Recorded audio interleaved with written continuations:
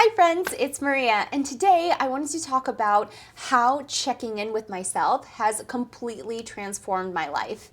Now, I know this sounds a little bit dramatic. However, I do feel like this practice has allowed me to become a much more emotionally regulated person, so that way I don't make a mountain out of a molehill most of the time. Still not perfect. I am a human. I have moments of stress and anxiety. However, I'm much more emotionally apt to be able to deal with those things as they come up because of these practices of checking in with myself.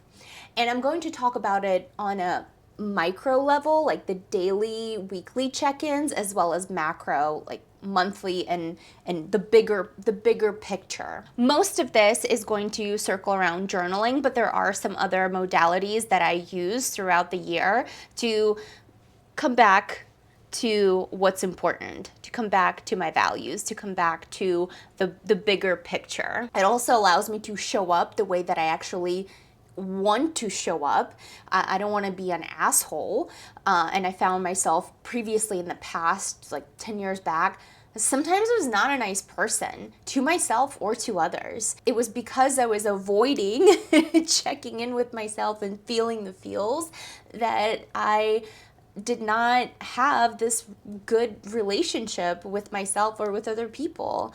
And now, as a result of this practice, it's just so much better. I used to be the type of person that thought, I'm so anxious, I always experience panic, and there's no way in hell I'm going to be able to sit there and meditate. Sure as hell not would not journal or do any kind of practice that required feeling my feelings, because gross. It took some growth, it took some time, and here I am today, and it's a complete 180. So why do we care to have some kind of an internal check-in? I like to think of an internal or emotional check-in in the same way that you would go see a doctor for a physical.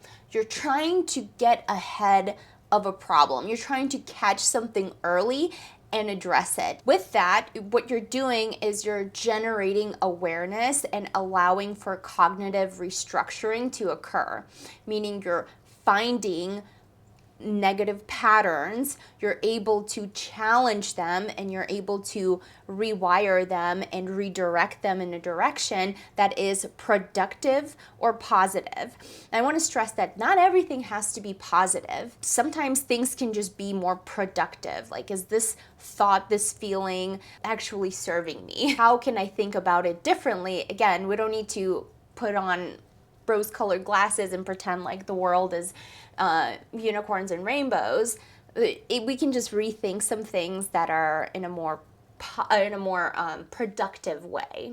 We're being blasted every day by other people's thoughts and opinions. So if we never check in with ourself, like really go deep inward, then how do we know that how we're showing up in the world is actually in accordance with our true values, our true self? So enough blabbering. I'm just going to share what I've used in different iterations of journaling and some of these check-ins, what has worked, what hasn't, and this is meant to give you just some ideas to try out, and maybe you can share in the comments what works for you. I'm always open to redoing my practice, and maybe there's something out there that I've never heard about. Also, be flexible. Like, you're not limited to just pen to paper journaling. There are many other options, and that's what I hope to share with you today. First, it is that pen to paper kind of journaling. When I started this, I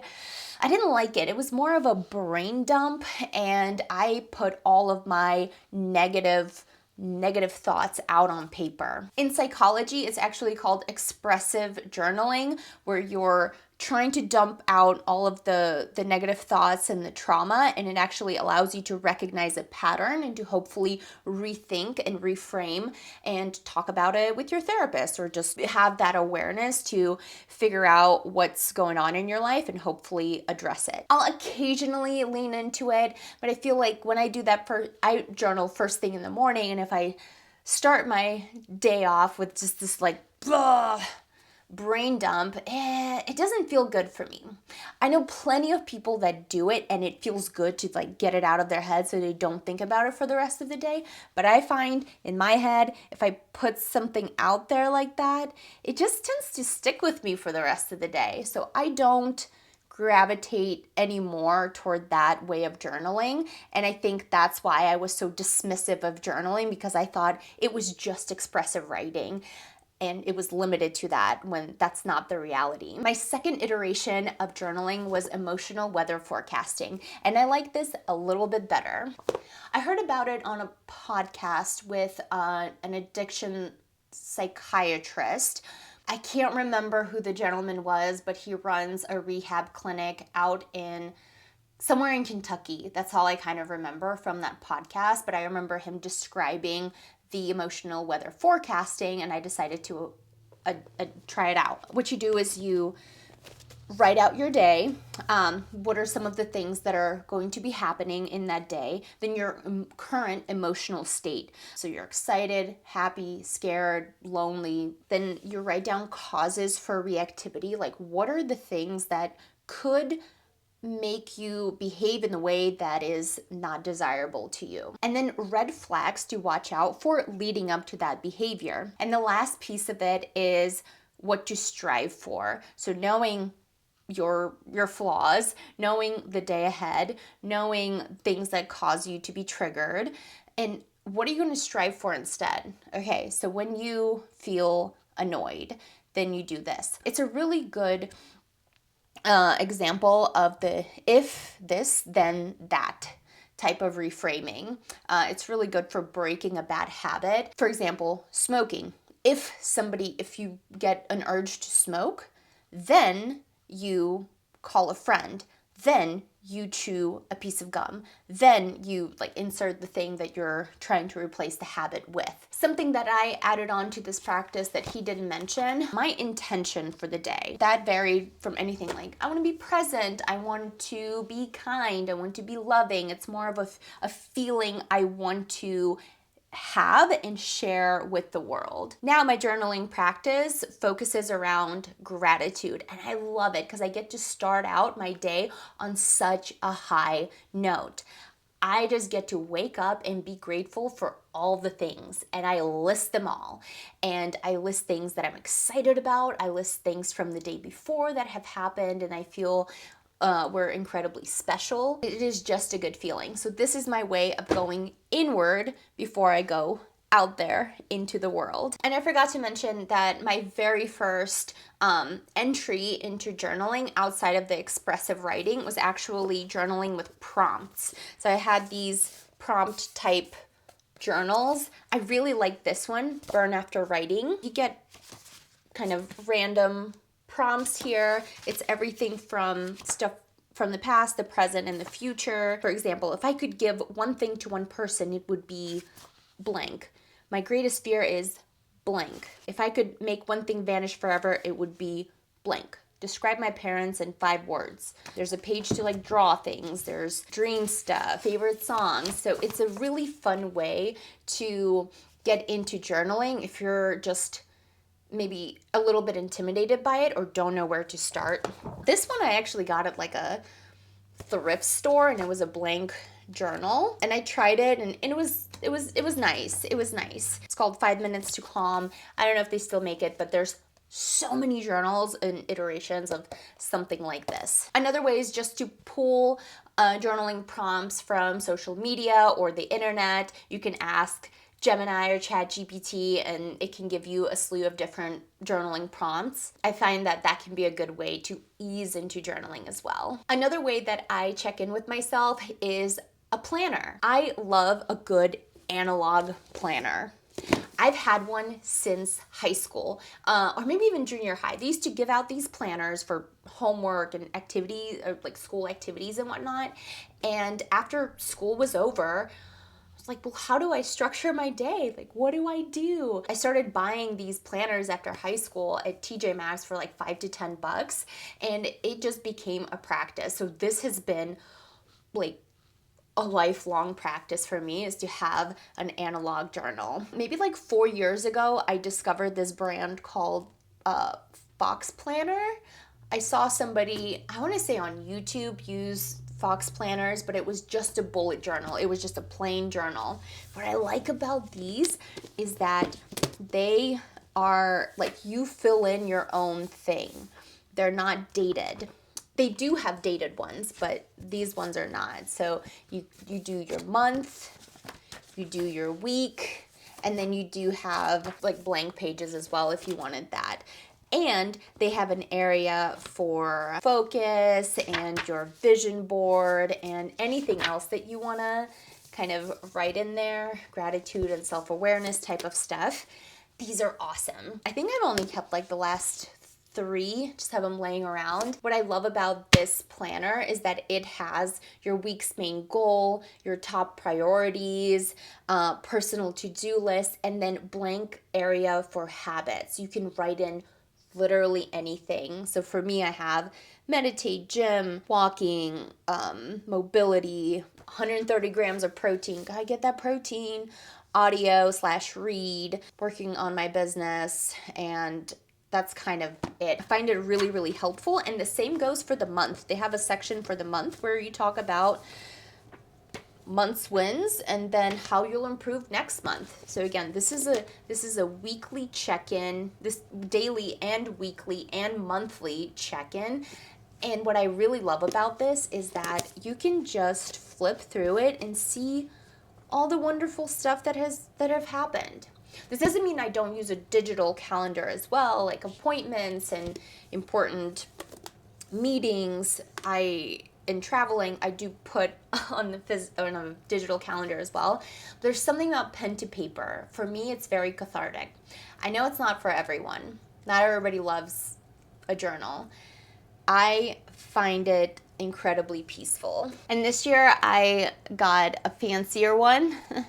It's a premium edition. It's a little thicker. That's it. It's the same size otherwise. And it just has a fancier 3-month goal page as well as a monthly review. So there's a bit of like extra stuff to check in on.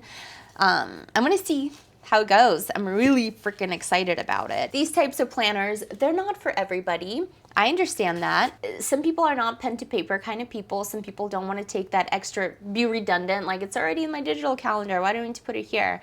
Again, this is just a practice for me to be more mindfully present, because there's something about that pen to paper, pen to paper that feels calm, that feels like there's a little bit of a buffer to really think about what I'm writing and what I'm checking in on versus a check mark on an app. Okay, now I'm going to zoom out even more, and the practice of vision boarding, is that a word?